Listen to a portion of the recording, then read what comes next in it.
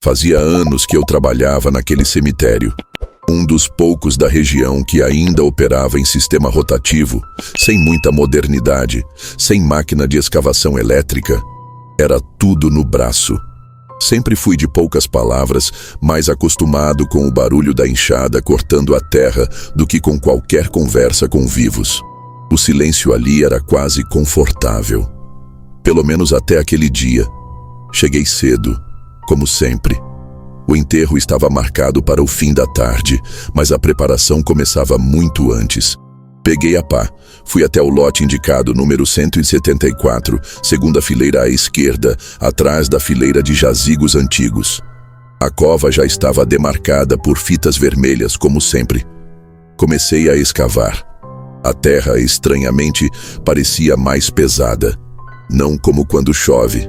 Era seca, mas tinha um peso diferente, como se estivesse tentando se agarrar às próprias raízes. E quanto mais fundo eu cavava, mais compacta ela ficava, como se houvesse uma resistência invisível. Demorei quase o dobro do tempo para abrir aquele buraco. Quando terminei, encostei a pá e fiquei alguns minutos observando.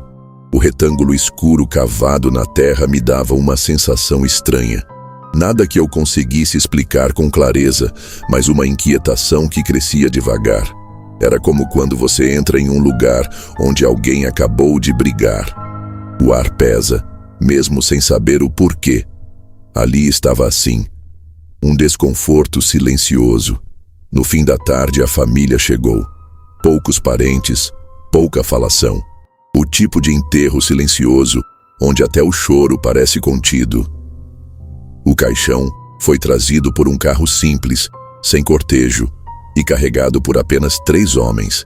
Achei estranho porque normalmente são 4.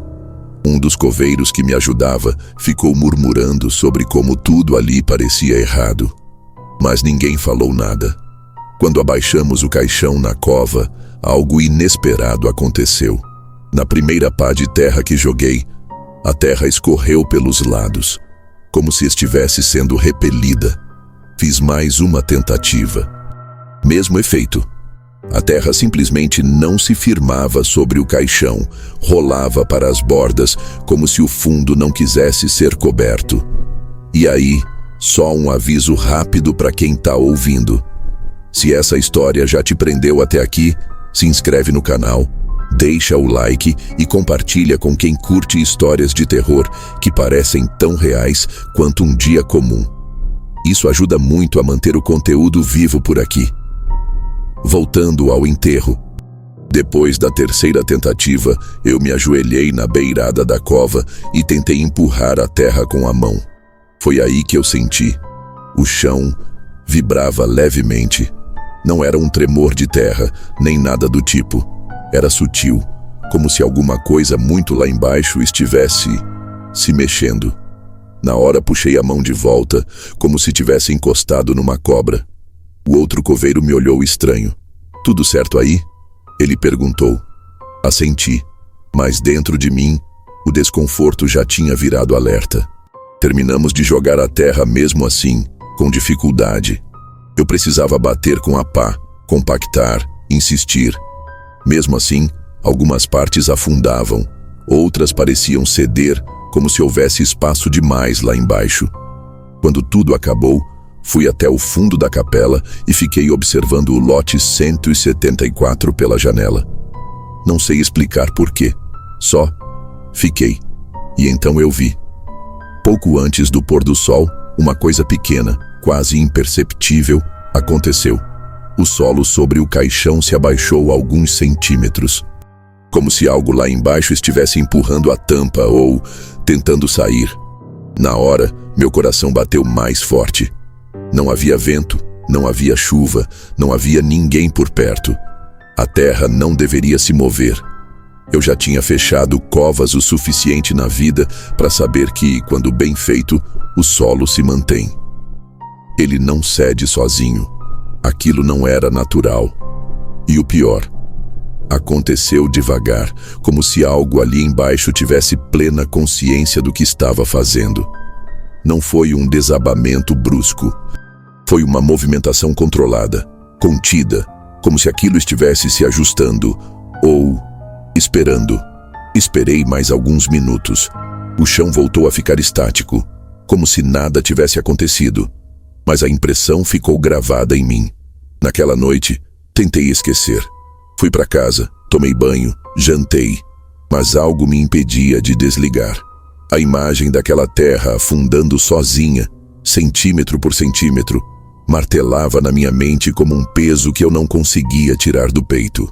Antes de dormir, me peguei olhando pela janela da cozinha, como se esperasse ver aquela cova daqui, mesmo ela estando a quilômetros dali. Na manhã seguinte, voltei mais cedo que o normal. Ainda era escuro quando passei pelo portão do cemitério. Fui direto ao lote 174 e lá estava. A terra ainda estava afundada, só que um pouco mais. Um sulco mais profundo, como se o caixão tivesse afundado ou como se tivesse aberto espaço para baixo. Peguei uma lanterna, ajoelhei perto da beirada e comecei a sondar com a pá. Eu sei que pode parecer absurdo, mas naquele momento, a necessidade de entender superava qualquer medo. Raspei a camada superior, cavando apenas o suficiente para verificar se havia colapsado ou algo do tipo. Mas o que vi me tirou o chão. A terra ali não estava úmida, nem solta, estava escavada. Como se de dentro para fora, alguém, ou alguma coisa, tivesse empurrado com as mãos. Marcas irregulares, como de dedos, seguiam do centro para os lados. Eu recuei instintivamente. Era impossível. Ninguém ali poderia ter feito aquilo. O caixão estava lacrado. Tinha sido enterrado na minha frente. E a pessoa lá dentro estava morta. Eu vi o corpo. Foi colocado na urna, fechado com as alças de metal, lacrado com parafusos. Era impossível, mas estava lá. Saí dali como se estivesse sendo seguido, embora não houvesse ninguém atrás de mim. Passei o dia tentando seguir com os outros serviços, mas a minha cabeça estava presa naquela cova. E não ajudava que, mesmo com o sol forte do meio-dia, o lote 174 parecia mais escuro, como se tivesse uma sombra constante em cima. Um dos jardineiros até comentou: "Engraçado, só ali o mato não cresce." Fingi não ouvir. Já estava passando do limite da minha resistência. Naquela noite sonhei com a terra se mexendo, mas não como havia acontecido na vida real. No sonho, ela pulsava, como se respirasse. Ouvia um som abafado. Não vozes, não gritos. Algo mais baixo, profundo, quase como o ranger de um móvel pesado sendo arrastado num quarto escuro. Acordei suando frio, com a garganta seca e o nome do lote na ponta da língua. No terceiro dia, o inevitável aconteceu. Recebemos uma ligação anônima. Alguém, provavelmente um dos familiares, havia passado pela sepultura e achado a terra revirada demais. A administração pediu uma vistoria. Fui escalado, junto com outro coveiro, para fazer a abertura parcial da cova e verificar se havia alguma falha no sepultamento. A sensação era de que todo o cemitério havia parado, como se tudo estivesse esperando aquela escavação. Quando a pá bateu na madeira do caixão, eu congelei. O barulho não foi o de sempre. Não era madeira sólida. Era oco. Na hora, a gente se entreolhou.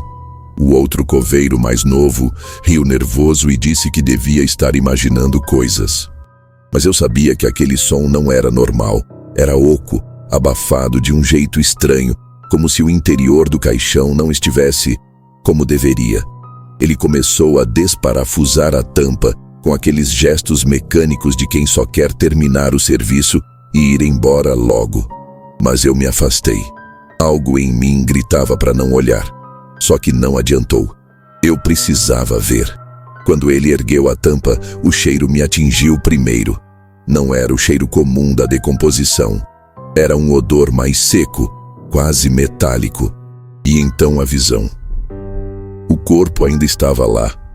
Só que não estava do mesmo jeito. O que me marcou não foi a mudança em si, mas o posicionamento.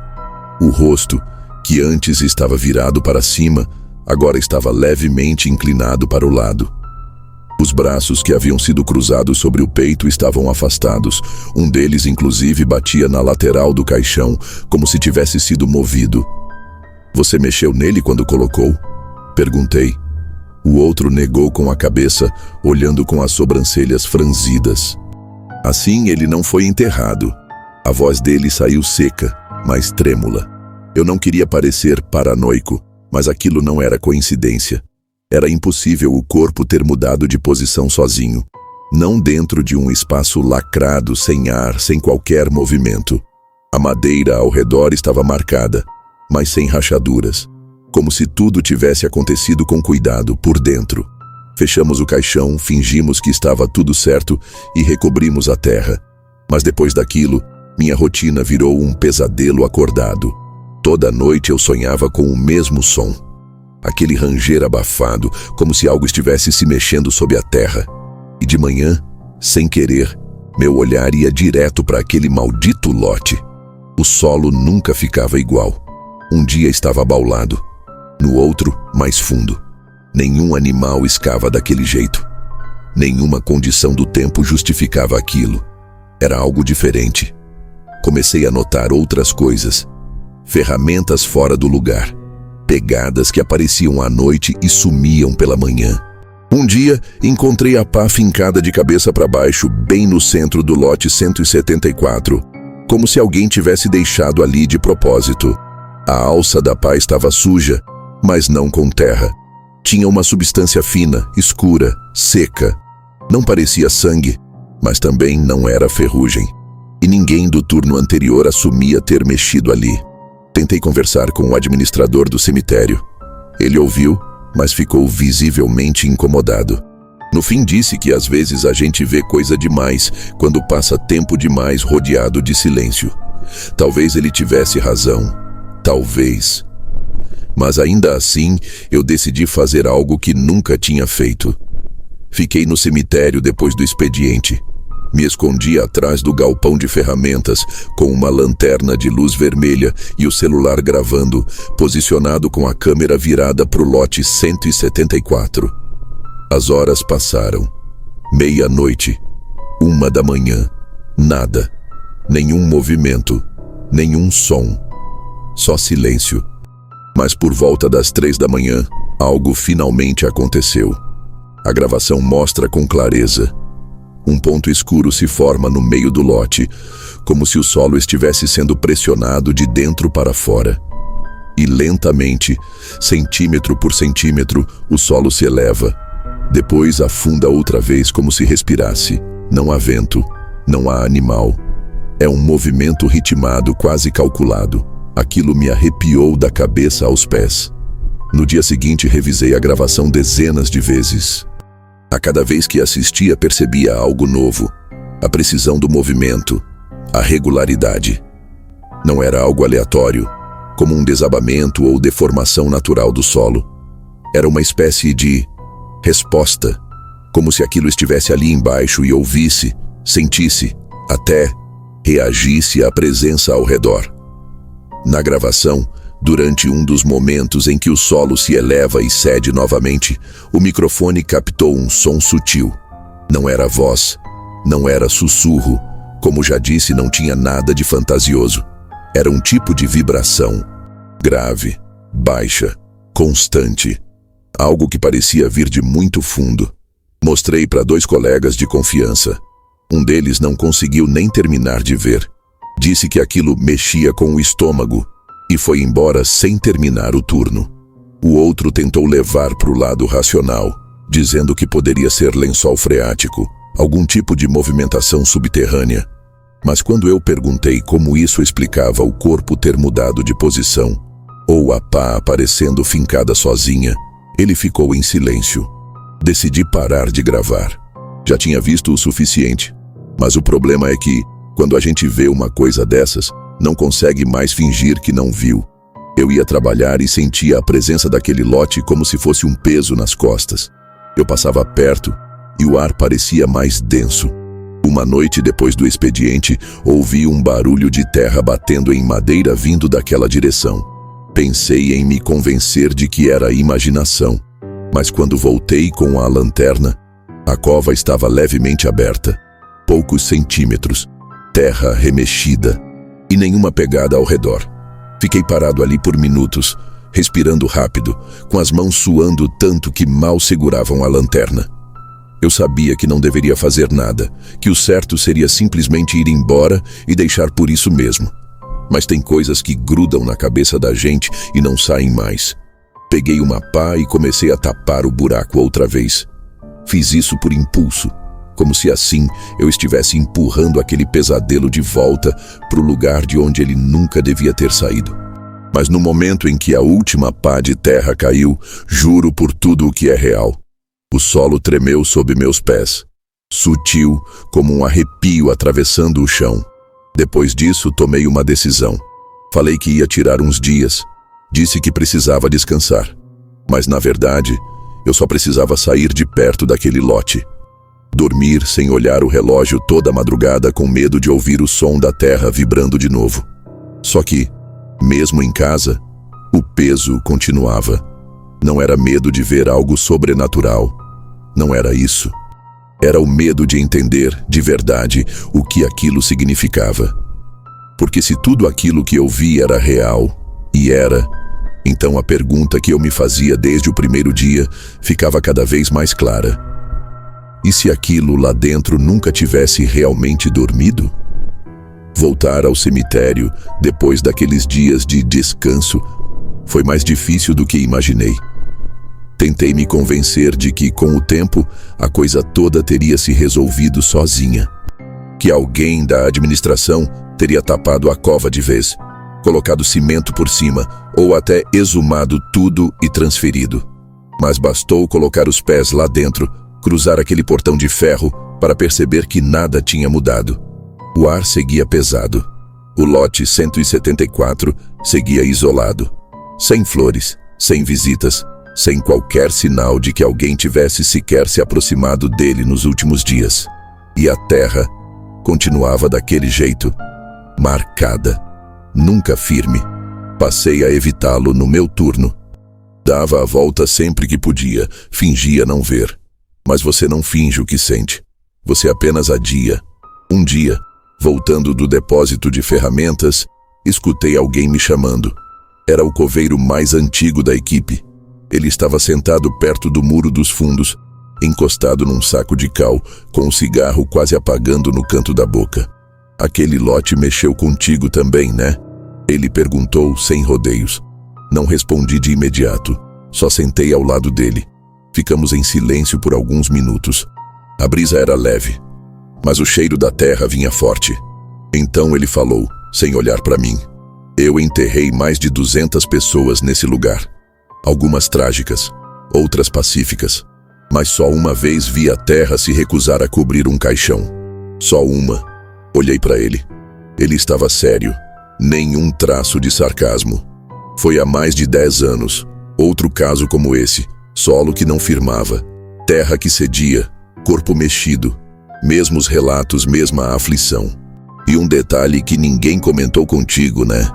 Balancei a cabeça num misto de curiosidade e receio. A cova daquele caso era bem perto do lote 174. Naquele momento entendi que o que eu estava vivendo não era um caso isolado. Aquela parte do cemitério escondia algo que ninguém queria encarar. Talvez não fosse uma pessoa em específico. Talvez fosse o próprio solo. Alguma coisa ali embaixo, não sobrenatural, mas viva, real, concreta. Parecia rejeitar o silêncio.